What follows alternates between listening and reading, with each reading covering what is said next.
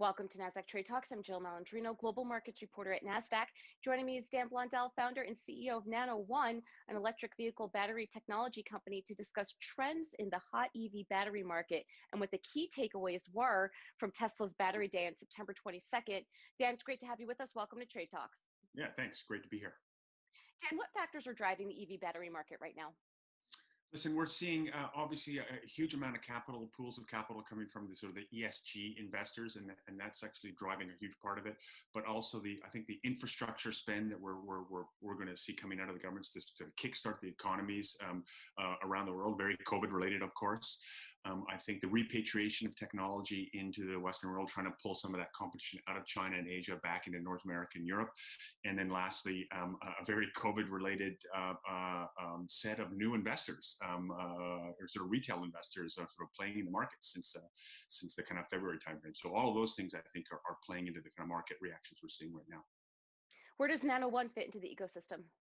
So we're focused on the cathode manufacturing processes. So the cathode is really the assembly of lithium, nickel, manganese, and cobalt into an active material that stores energy inside the battery.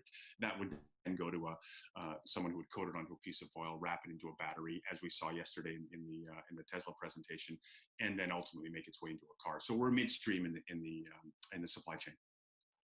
What might a million-mile battery mean for consumers? A million-mile battery, the whole concept really is that it's a battery that lasts for many, many, many cycles. So you can charge and discharge it many times without it degrading very much. Unlike your phone, which has about maybe 300 to 1,000 cycles in it. The idea of a million-mile battery has got to last 4,000 or 5,000 cycles. And really the underlying principle is durability. It's got to be a really durable material. The chemistry can't decay over time, and by making it more durable, essentially, you bring a solution to the market that can be charged faster, driven further, and possibly extended out to 1,000,000 miles, although most consumers will never want to see that. But taxi drivers, bus drivers, industrial applications, those are the kind of things they want to see. But the way we'll see it manifest itself in an electric vehicle will be all about charging faster and driving further and more energy-dense materials. What were the key takeaways from Tesla's announcements yesterday, and what's your outlook on the space in general?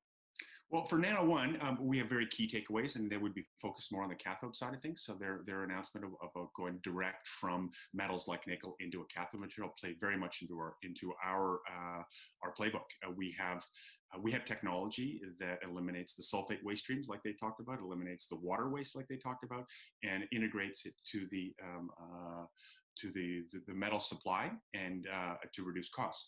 What they didn't talk about, which is actually interesting, is the use of lithium carbonate, which are really the two main upcoming sources of lithium in North America. From clay sources and from brine deposits will be lithium carbonate. Today, people have to use lithium hydroxide to make these high nickel materials. We have a technology to make it with lithium carbonate.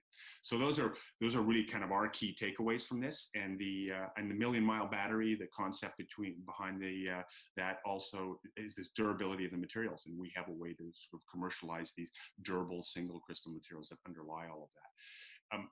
The other takeaways, which are less related to Nano One, are their ability, I think, to make these tabless batteries that will effectively make the internal resistance of the battery better, which makes it charge faster, which makes the heat dissipate quicker, which enables them to pack them closer into a sort of a honeycomb structure that will be lighter and more efficient in the underlying structure. That, to me, is one of the most exciting components of what they announced yesterday. All right, Dan, appreciate the insight. Thanks for joining us on Trade Talks. Great. Thanks for being here. Appreciate it. And thanks, you got it. And thanks for joining me. I'm Jill Malandrino, Global Markets Reporter at Nasdaq.